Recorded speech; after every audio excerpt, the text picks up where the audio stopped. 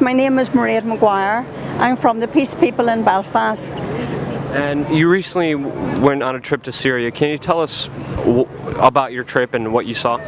Yes, we went with a delegation of 16 people into both Lebanon and Syria, and we went at the invitation of the Patriarch of Syria to see what was happening on the ground. We were also invited by a movement, a civil liberties grassroots movement called Musalaha. And this movement within Syria are working for peace and reconciliation. They believe that they can solve the problem within Syria through dialogue and through negotiation. And they can do it without outside interference. What we found in Syria, first when we were in the Beirut, in the camp, refugee camp, where thousands and thousands of Syrians had fled from Syria into the refugee camps in Beirut. The people there had nothing. The Lebanese government was doing its best to cope with the refugee influx, but there were far too many. But we asked several people, why did they flee Syria? And I'll just tell you one story. One man told us that he, in his town in Homs, the foreign fighters had come in. They were shooting and killing and they were raping women and burning their homes. And thousands of people fled because they were frightened. Whenever we went in, we heard that story repeated over and over again. Whenever we went into Syria itself, we visited the hospital in Syria. The doctors told us how they were trying to cope with so many people injured. They reckon over 80,000 have been killed and thousands of injuries. The doctor told us that many people had been killed by jihadists and also armed fighters inside, opposition fighters inside. But one man told me the story that he is in his mosque. He was an imam, a holy man in his mosque, because he spoke out against the violence of these foreign fighters. They came, they abducted him, they held and tortured him for several days. They cut off his ear. He showed us his ear was cut, his throat they tried to kill him. They beat him badly and left him for dead. He, by a miracle, recovered. But he said that these are foreign fighters, these are fighters from outside, they're well armed, they're well equipped, they're very vicious. And he said these are not Muslims. He said good Muslims don't do anything like this, they're fundamentalist extremists. And that's what we learned. Within Syria there are over 40,000 foreign jihadists, that's the Al-Qaeda, well tripped, well armed, with plenty of money, and their agenda is not for human rights or democracy within Syria. It is to take over Syria, but they are being funded by Qatar, Saudi Arabia, America and Britain. These people are actually now sending arms to jihadists who are murdering people inside Syria. I was going to ask you, what's your assessment of Obama's actions compared to what you actually saw happening there? Is it the right thing that he's doing? No, he's doing completely the wrong thing. They're arming terrorists who are murdering people.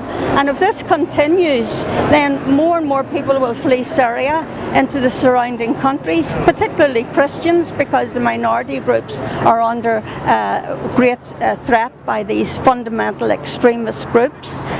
They will flee into Lebanon and surrounding countries. It will destabilize the entire Middle East and could create a situation that we will never be able to take control of.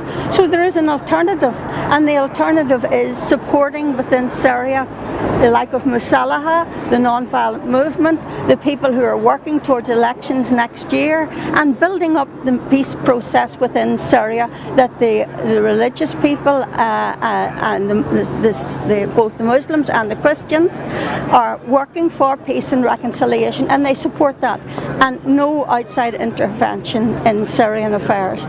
Thank you so much for your input and your experience and sharing that with us. Is there anything else you would like to share or say? Yes, I would like to say to President Obama,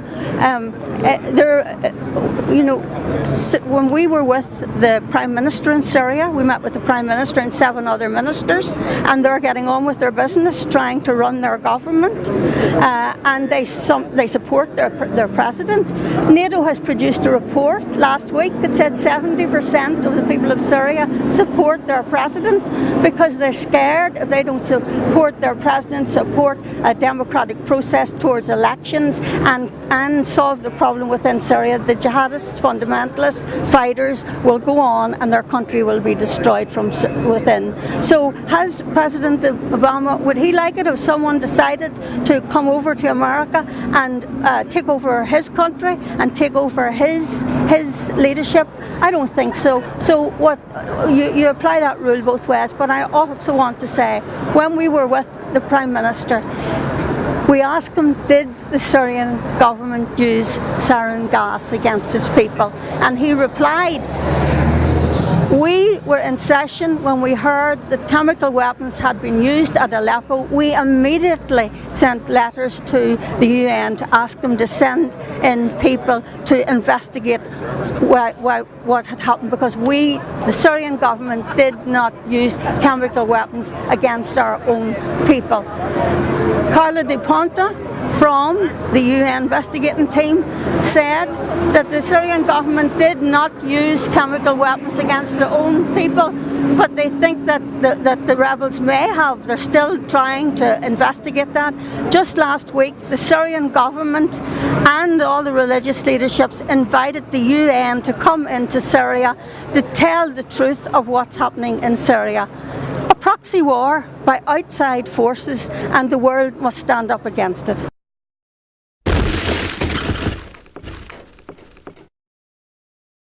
Tremendous number of civilians are being killed, and I would say that it's damaging our national security by killing so many people around the world whose only crime was being a military-age male in a certain region of a country. The world and humanity needs to get sorted out, because it's been going on for 65 years now. Most of the refugees in the world are Palestinian. This is something that we need to put in the history books, not on the front of the New York Times.